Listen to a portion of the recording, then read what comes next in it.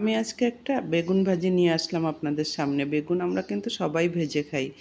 যেভাবেই ভাজা হোক না কেন বেগুন ভাজিটা কিন্তু খেতে আসলেই মজা লাগে। কেউ বা এভাবে চাকচাক করে লবণ হলুদ দিয়ে ভেজে খায়, কেউ বা চাকচাক করে লবণ হলুদের সাথে একটু শুকনা মরিচের গুঁড়া দিয়ে ভেজে খায়, কেউ বা আবার বেগুন চাকচাক করে ভেজে অনেক করে পেঁয়াজ কাঁচামরিচ দিয়ে ভেজে এর সাথে মিলায়ে খায়। যেভাবেই করুক খেতে মজা লাগে। আমি আজ একটু অন্যভাবে ভাজি করব।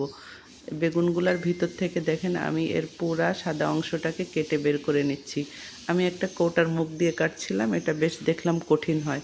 পরে একটা ছুরি দিয়ে সবগুলা ভিতর থেকে এভাবে কেটে কেটে তুলে নিচ্ছি।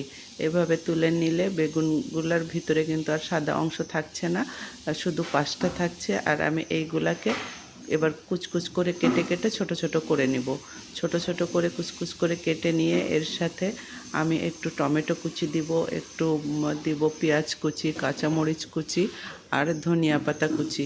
সব কিছু একসাথে দিয়ে এটাকে আমি একটা পাত্রে নিয়ে নিব। নিয়ে এবার সবগুলাকে একসাথে মিক্স করে এর মধ্যে আমি একটু ডিম দিয়ে দিব।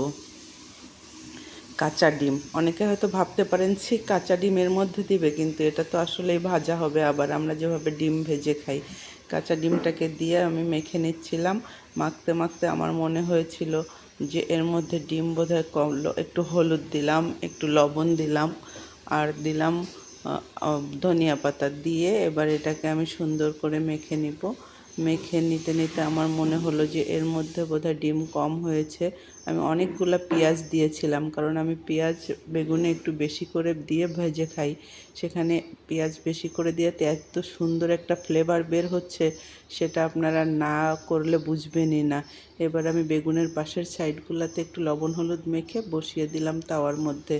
এইবার ওই যে তাওয়ার মধ্যে বসিয়ে দিয়ে গরম তাওয়ার মধ্যে ওই যে করে রাখা পুরটা এবার এর মধ্যে একটু একটু করে দিয়ে আমি পুরা বেগুনটাকে আবার ঠিক আগের মতো করে ফেলবো। কিন্তু যেটা সাদা অংশ ছিল ওই অংশটাকে আমি তুলে নিয়ে জাস্ট একটু প্রসেসিং করলাম।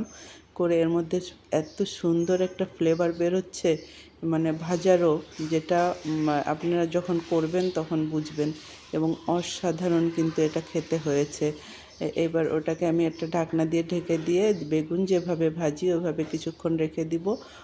নিচের পাশটা ভাজা হয়ে গেলে আমি আলগোছে এটাকে উল্টে দিব যেন আবার ছাড়িয়ে না যায়। এটা অবশ্য ছাড়াবে না, ডিম দেওয়ার কারণে এটা জট বেঁধে গেছে এবং মনে হচ্ছে পুরো বেগুনের ভিতরে যে সাদা অংশটা ছিল অমনই আছে। এটা একটুও কিন্তু ছাড়িয়ে পড়ে যাবে না বা কিছুই হবে না। তবে ঘ্রাণটা কিন্তু অসম্ভব সুন্দর, মনে হচ্ছে এক্ষুনি মেখে খেয়ে ফেলি। আসলে তো রোজা, খেতেও পারি নাই। এভাবে করে সব বেগুনগুলো ভেজে উঠিয়ে নিলাম। এভাবে একবার করে খেয়ে দেখবেন, এত মজা হয় এটা, আপনার ভালোই লাগবে।